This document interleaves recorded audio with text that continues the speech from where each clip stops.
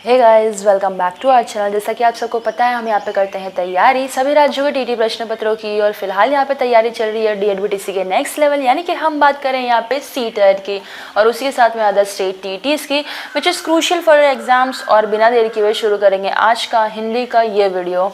तो चलिए यहाँ पे बात करते हैं मोस्ट इंपोर्टेंट क्वेश्चंस जो कि आपके एग्जाम में एज इट इज़ देखने के लिए मिलेंगे। पहला क्वेश्चन हमारा यहाँ पे दिया है कि भाई प्राथमिक स्तर पे जो बच्चे हैं उनमें लिखने का जो कौशल है वो इस सीमा तक होना चाहिए ताकि वे विभिन्न उद्देश्यों के लिए सीख सकें, लिख सकें, मानक वर्तनी में लिख सकें, सुंदर अक्षरों में लिख सकें या फिर छोटी कहानी लिख सकें। तो देखिए यहाँ पे जो है ना, सबसे बेस्ट तो यही है कि भाई प्राथमिक स्तर पे बच्चों में लिखने की जो कौशल है, मतलब इस सीमा तक उसको डेवलप कर दो कि जो उनको विभिन्न उद्देश्यों के लिए लिखना पड़ता है, मतलब चाहे किसी भी चीज़ के लिए, चाहे घर पे लिखना पड़े, चाहे बाहर या किसी ऑफिस में, या मतलब ऑफिस में तो बच्चे जाते नहीं है, मतलब कहीं पे भी उनको लिखना पड़े तो वो विभिन्न ऑब्जेक्टिव्स के लिए, विभिन्न उद्देश्यों के लिए जो है वो लिख सकें।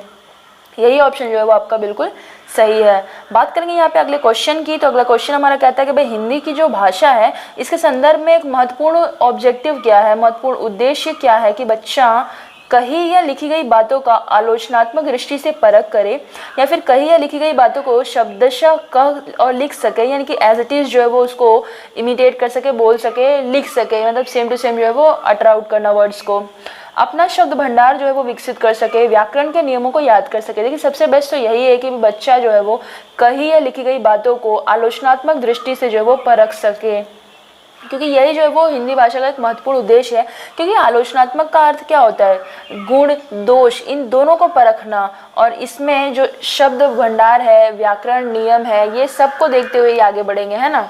तो ए ऑप्शन जो है यहाँ पे आ जाएगा आपका सही। बात करेंगे अगले क्वेश्चन की। यहाँ पे तो प्राथमिक स्तर पे भाई हिंदी का भाषा का शिक्षण करते समय आप किस बिंदु पे जो है वो सर्वाधिक बल देंगे? हिंदी भाषा का सौंदर्य और आंचलिकता, हिंदी भाषा की मानक वर्तनी, हिंदी भाषा के मुहावरे और लोकोक्तियाँ, या फिर हिंदी भाषा के विभिन्न वाक्य संरचनाएं। देखिए यहाँ पे अगर हम बात करते हैं सबसे ज़्यादा अगर हम किसी चीज़ पे बल देंगे तो वो है आपकी हिंदी भाषा का सौंदर्य और आंचलिकता।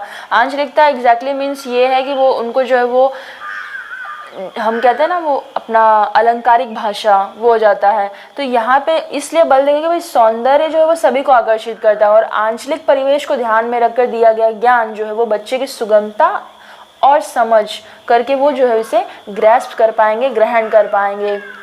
बाकी सब तो मतलब प्राइमरी लेवल के लिए ये सब नहीं है, ठीक है। तो यहाँ पे ए ऑप्शन जो है वो सही हो जाएगा आपका। बात करेंगे अगले क्वेश्चन की। यहाँ पे तो भाई पहली कक्षा की हिंदी जो है वो भाषा की पाठ्य पुस्तक में आप किस विधा को सबसे अधिक महत्व देंगे? डायरी, निबंध, कहानी या फिर नाटक? पहली कक्षा की बात हो रही है तो पहली कक्षा में हम क्या करते हैं, बच्चे को आते बरोबर क्या करते हैं, डायरी लिखने देते हैं, निबंध देते हैं, नाटक करवाने लगते हैं? नहीं यार, उसको हम स्टोरी सुनाते हैं, है ना। तो सी ऑप्शन आपका बिल्कुल यहाँ पे सही होगा। सबसे पहले उनको हम क्या करते हैं, पहले हम उनको कहानी की जो विधा है वो स्पष्ट करते हैं, कहानी मतलब बताते हैं, उसके थ्रू जो है उसके बाद जो है हम उसको क्या करते हैं, नाटक, निबंध, डायरी, ये सब जो है वो, इसके अपेक्षा देखा जाए तो कहानी जो है वो अधिक सरल होती है और छोटे बच्चों को जो है वो समझने के लिए भी ज़्यादा, मतलब बोलते हैं ना, बहुत ही बेस्ट होता है तरीका। आपको कोई चीज़ अगर नाटक में करके दिखाए या फिर निबंध करके दे दे या फिर डायरी में लिखा हुआ, सबसे बेस्ट आप क्या करेंगे, स्टोरी सुनना ज़्यादा पसंद होती है। अब हम लोग की जिस स्टेज पे वहाँ पे हम नाटक कह सकते हैं कि नाटक जो है वो देखना में ज़्यादा अच्छा लगेगा rather than listening a story. But यहाँ पे प्राइमरी लेवल एक फर्स्ट में जो बच्चा आता है उसके लिए पूछा तो हमेशा आप याद रखिएगा कहानी ही रहेगा, ठीक है। क्वेश्चन को कभी भी तोड़ मरोड़ के घुमा फिरा के दे सकता है, तो आपको कभी भी जो है वो कंफ्यूज नहीं होना है। बात करेंगे यहाँ पे अगले क्वेश्चन की। तो पढ़ने का जो प्रारंभ है वो डैश से ही होता है और उसका उद्देश्य के लिए हो। तो भाई यहाँ पे वाक्य है, अर्थ है, अक्षर है या फिर शब्द। तो पढ़ने का जो प्रारंभ है वो किससे होता है, वाक्य से होता है, अर्थ से होता है, अक्षर से होता है या फिर शब्द से, और किसी उद्देश्य के लिए होता है। तो ये किसके लिए होता है एग्जैक्टली देखिए, पढ़ते हम क्यों हैं, किसी चीज़ की मीनिंग को जानने के लिए, अर्थ ग्रहण करने के लिए, है ना। तो अर्थ यहाँ पे ना, इसका ऑप्शन ये सही होगा। अब यहाँ पे क्या होता है कि भाषा जो है उसको पढ़ने की क्रिया को हम क्या कहते हैं, पठन कौशल कहते हैं। अब जैसे पुस्तकों को पढ़ना, समाचार पत्रों को पढ़ना, ये सब क्या है, भाषा के संदर्भ में जो पढ़ने का अर्थ है ना, वही लिखित अभिव्यक्ति को भी पढ़ के जो है वो भाव और विचारों को समझना है। तभी तो संभव है ना कि हम अर्थ को समझ पाएंगे, वरना पढ़ने का मीनिंग ही क्या है। तो पढ़ने का प्रारंभ जो है ना वो अर्थ से होता है कि भाई उसका अर्थ जो है ना वो हम समझ पाएँ। बात करते हैं अगले क्वेश्चन की यहाँ पे। तो भाषा जो है वो अर्जित करने के संदर्भ में कौन सा कथन जो है वो उचित नहीं है, तो नहीं को कर लेंगे अंडरलाइन। बच्चे भाषा के नियमों को आत्मसात करते हैं, बच्चे को नियम बताना सिखाया जाता है, ये जो है वो एक सहज प्रक्रिया है या फिर ये जो है वो एक स्वाभाविक प्रक्रिया है। तो देखिए यहाँ पे जो ऑप्शंस दिए हैं इसमें से आपका सबसे बेस्ट है कि बच्चों को जो नियम है ना वो बनाना सिखाया जाता है।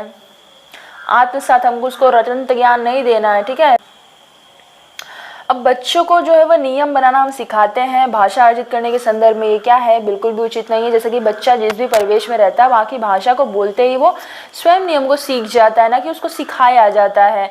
तो भाषा अर्जन की विशेषताओं की अगर मैं बात करूँ तो भाषा का अर्जन क्या होता है, अनुकरण द्वारा होता है, इमिटेशन द्वारा होता है, उसको सीखते हैं हम। अब भाषा अर्जन जो है वो कठिनाई से सरलता की ओर जो है वो अग्रसर होती है, और भाषा जो है वो अर्जित संपत्ति है। भाषा जो है वो परंपरागत होती है, व्यक्ति उसका अर्जन कर सकता है, उसको उत्पन्न नहीं किया जा सकता है, ठीक है। तो भाषा अर्जन की जो क्रिया है वो सामाजिक क्रिया भी हम कह सकते हैं। ये वास्तविकता यही है भाई कि भाषा का जो जन्म है वो समाज में ही होता है, और इसका विकास भी जो है ना समाज से ही परिपोषित होता है ना।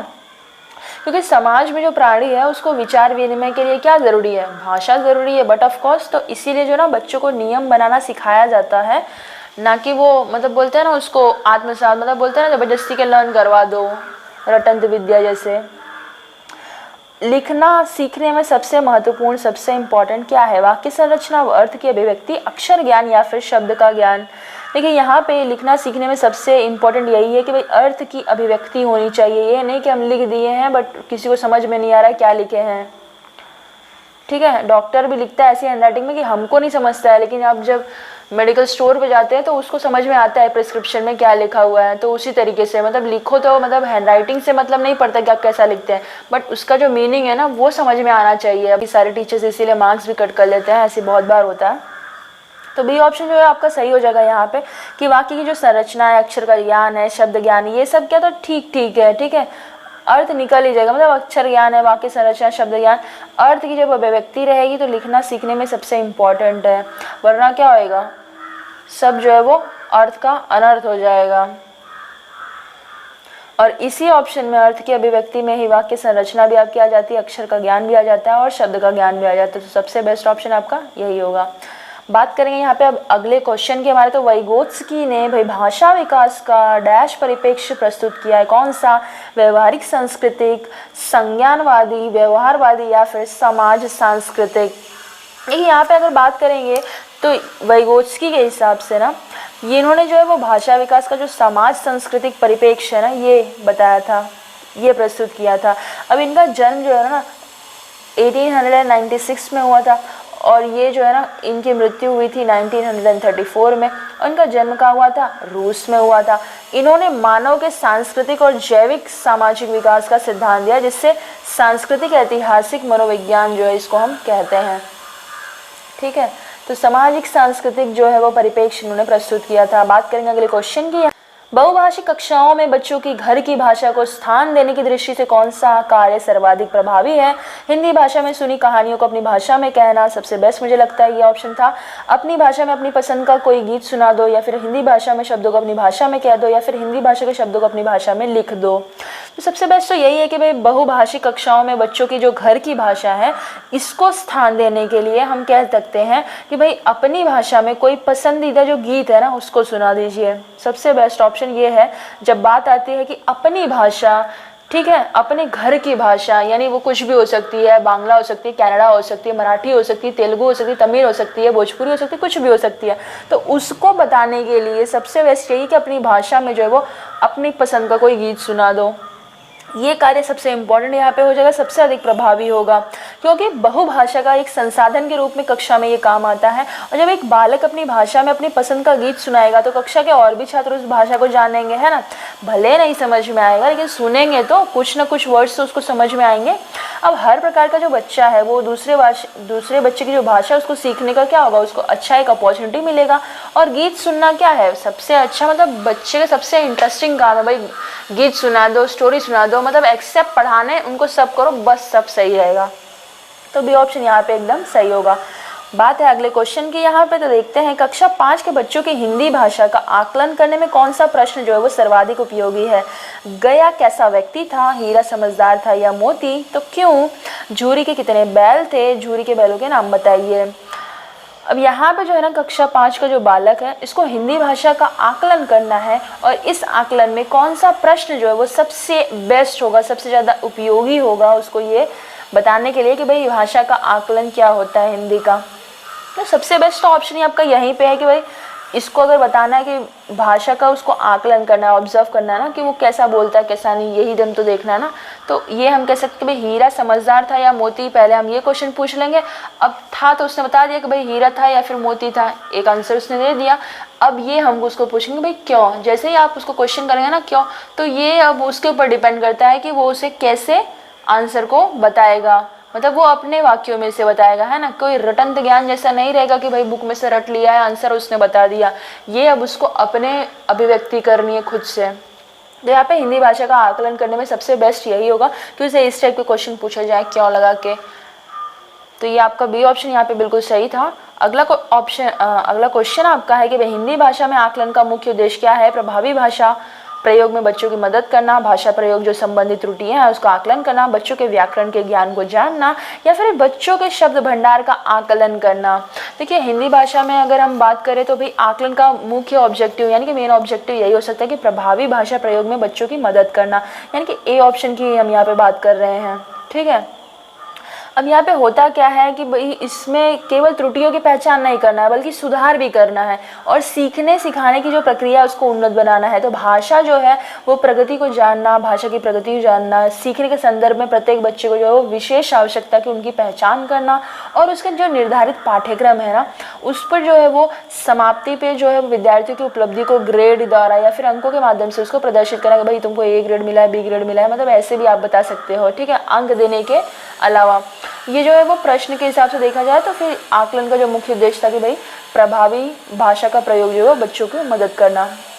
बात करेंगे अगले क्वेश्चन की। यहाँ पे तो भाई तीसरी कक्षा का मोहित अक्सर पढ़ते समय शब्दों की पुनरावृत्ति करता है, तो आप उसके पठन के बारे में क्या कहेंगे। भाई बार बार जो है वो वर्ड्स को रिपीट करता है पढ़ते टाइम, जैसे कि देखिए वह अर्थ की खोज में पुनरावृत्ति करता है, उससे शब्द पढ़ने में कठिनाई होती है, उसे पढ़ने नहीं आता या फिर उसे पढ़ने में बहुत कठिनाई होती है। अब पुनरावृत्ति एग्जैक्टली मतलब क्या होता है, जैसे कोई क्वेश्चन वो पढ़ रहा है, जैसे देखिए पहला वाला हम ऑप्शन ही अगर ले लेते हैं तो वह अर्थ की खोज ऐसे मतलब ऐसे जाके रीड करेगा वो, तो ये उसमें जो है वो ये एक फॉल्टीनेस है। तो इसको हम उसके पठन के बारे में हम क्या कहेंगे। तो यहाँ पे जो तीसरी कक्षा का मोहित है ना उसको एग्जैक्टली प्रॉब्लम क्या हो रही है कि वह जो अर्थ की खोज में पुनरावृत्ति करता है, ठीक, ये ऑप्शन जो है ना आपका बिल्कुल सही है।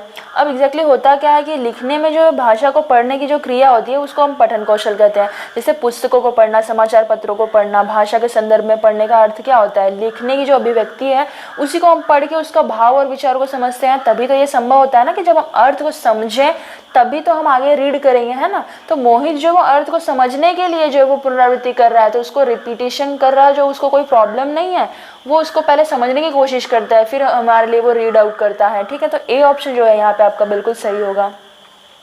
बात करते हैं यहाँ पे अगले क्वेश्चन की। तो भाषा सीखने सिखाने की प्रक्रिया में सबसे कम महत्वपूर्ण, सबसे लीस्ट इंपॉर्टेंट क्या है, सबसे कम इंपॉर्टेंट क्या है। तो भाषा शिक्षण की पद्धति, भाषा का परिवेश, भाषा की पाठ्य पुस्तक या फिर भाषा का आकलन। देखिए यहाँ पे सबसे कम इंपॉर्टेंट जो है वो है आपकी भाषा की जो है वो पाठ्य पुस्तक। हर चीज़ हम पाठ्य पुस्तक से ही नहीं सीखते हैं, ठीक है। अब इस हिसाब से देखा जाए तो जो पाठ्य पुस्तक है उसके बिना भी पहले गुरुकुल में जो है वो आपकी स्टडीज़ बहुत बढ़िया चलती थी। वहाँ पे उस टाइम पे कोई पाठ्य पुस्तक नहीं थी, है ना। कागज लेखन की तब खोज ही नहीं हुई थी। मौखिक रूप से गुरु जो है वो ज्ञान देते थे शिष्यों को, और इस तरह का ज्ञान का हस्तांतरण जो है वो मौखिक रूप से होता था। लेकिन गुरु जो थे वो भाषा शिक्षण की पद्धति, भाषा का परिवेश और भाषा के आकलन के लिए बहुत ज़रूरी माना जाता था ये चीज़ें। तो मतलब तभी भी बिना पाठ्य पुस्तक के भी गुरुकुल चलता था, है ना। तो हम ये नहीं कह सकते हैं कि भाई भाषा की पाठ्य पुस्तक रहेगी तभी बच्चा सीख पाएगा। तो ये लीस्ट इंपॉर्टेंट चीज़ है यहाँ पे। बाकी सारी चीज़ें तो बिल्कुल इंपॉर्टेंट है। भाषा शिक्षण की पद्धति, उसका मेथड होना चाहिए, भाषा का जो है वो एनवायरनमेंट होना चाहिए, परिवेश होना चाहिए, और भाषा का आकलन भी यहाँ पे इम्पॉर्टेंट होना चाहिए। क्या नहीं होना चाहिए, तो वो भाषा की पाठ्य पुस्तक जो है इतनी इंपॉर्टेंट यहाँ पे रोल प्ले नहीं करती है इस क्वेश्चन के हिसाब से। बात करेंगे यहाँ पे अगले क्वेश्चन की। तो भाषा शिक्षण के लिए भाषा के शिक्षक के लिए एक जरूरी है कि वे भारतीय भाषाओं की डैश को स्वीकार करें और समृद्ध साहित्य को डैश की दृष्टि से देखें। अब जो विकल्प ऐसे टाइप के दिए रहते हैं ना, वहाँ पे एक एक बिठा के ऑप्शन देख लेने का। विविधता, सराहना, सराहना, विविधता, जटिलताएं, साहित्यिक विषमताएं, सराहना। यहाँ पे आपके सहूलती के लिए मैं बता दूँ कि यहाँ पे जो ऑप्शन आपका ए है ना, विविधता और सराहना, यही सबसे बेस्ट बैठेगा, क्योंकि पढ़ के मैंने इसे ऑलरेडी देख लिया है। भाषा शिक्षक के लिए ज़रूरी है कि भाई वे जो है वो भारतीय भाषाओं की विविधता को स्वीकार करें। भाषाओं में क्या होती है, विविधता होती है। अब ये आपके एक ही ऑप्शन में दिया है, ये तो इसी से ये पता चल जाता है, ठीक है। तो आपको कहीं दूसरी जगह ढूंढने की जरूरत नहीं, क्योंकि विविधता और कहीं दिखा नहीं है पहले ऑप्शन में, क्योंकि ये यही जाएगा। अब इसको जो है वो समृद्ध साहित्य को डैश की दृष्टि से देखना है। इसकी सराहना करेंगे, साहित्यिक दृष्टि से देखेंगे, विविधता की दृष्टि से, या फिर सराहना। देखिए इसको जो है हम सराहना की दृष्टि से देखेंगे, ठीक है। तो ये जो है आपका ए ऑप्शन यहाँ पे है, बिल्कुल सही हो जाएगा। अब इसलिए क्यों, क्योंकि देखिए भाषा शिक्षक की जो भाषाओं की विविधता होती है, इसको स्वीकार करने से ये जो भाषाएं हैं वो कक्षा में संसाधन के रूप में कार्य करेंगी और सबकी जो भाषा है उसको सीखने का सब प्रयत्न भी करेंगे। तो भाषा के परस्पर मेल जोल से ही ना साहित्य का जो है वो समृद्धिकरण होता है, क्योंकि भाषा जो है वो एक दूसरे की संस्कृति, रहन सहन हो गया, साहित्य हो गया और ज्ञान हो गया, इन सबको समझने में क्या होता है, ईजी होता है, आसानी होती है। इसीलिए जो आपका ए ऑप्शन है ना, विविधता और सराहना, ये सही हो जाएगा। अब एक बार इसको रीड करके भी देख लेते हैं। तो भाषा शिक्षक के लिए जरूरी है कि वे भारतीय भाषाओं की विविधता को स्वीकार करें और समृद्ध साहित्य को सराहना की दृष्टि से देखें। बात करते हैं अपने अगले क्वेश्चन की। तो अगला क्वेश्चन हमारा कहता है कि भाई पहली कक्षा का जो बच्चे हैं उनके साथ कविता गायन के बाद आप क्या करेंगे। भाई कविता गायन के बाद और क्या करेंगे, देखते हैं। बच्चों को कविता में आए 5 शब्द बताने के लिए कहेंगे। बच्चों से कहेंगे कि वे अपनी भाषा में अपनी पसंद की कविताएं सुनाएं। सबसे बेस्ट तो यही है। बच्चों से कहेंगे कि वे सुनी हुई कविता को शब्दशः सुनाएं। शब्दशः सुनाना यानी बच्चे को मतलब रटंत ज्ञान की ओर हम मोटिवेट कर रहे हैं। बच्चों से कविता पे आधारित प्रश्न पूछेंगे, मतलब डायरेक्टली पोयम सुनाया नहीं, एक्सप्लेन किया नहीं, मतलब पहले क्वेश्चन पूछ लेंगे। तो ये दोनों तो बिल्कुल भी नहीं होंगे। अब बच्चों को भाई 5 शब्द, मतलब उसको तुरंत तो याद नहीं रहेगा। ये कह सकते हैं कि भाई बच्चा जो है अपनी भाषा की ना कोई भाई पोयम सुना दो, मतलब अपनी लैंग्वेज में कोई सुना दो। भाई अपने घर की कोई पोयम होगी, कोई गीत होगा जो आपको अच्छे से आता होगा, घर पे सुना होगा, वो सुना दो। सबसे बेस्ट ऑप्शन है। तो बी ऑप्शन आपका यहाँ पे बिल्कुल सही होगा। देखिए यार, अगर चैनल को अभी तक आपने सब्सक्राइब नहीं किया तो सब्सक्राइब कर लीजिए, और आप ही का चैनल है, सब्सक्राइब बिल्कुल। बात करते हैं यहाँ पे अब अगला क्वेश्चन तो नहीं है फिलहाल इस वीडियो में गाइस, बस इतना ही। मिलते हैं अपने अगले वीडियो में, तब तक के लिए जय हिंद।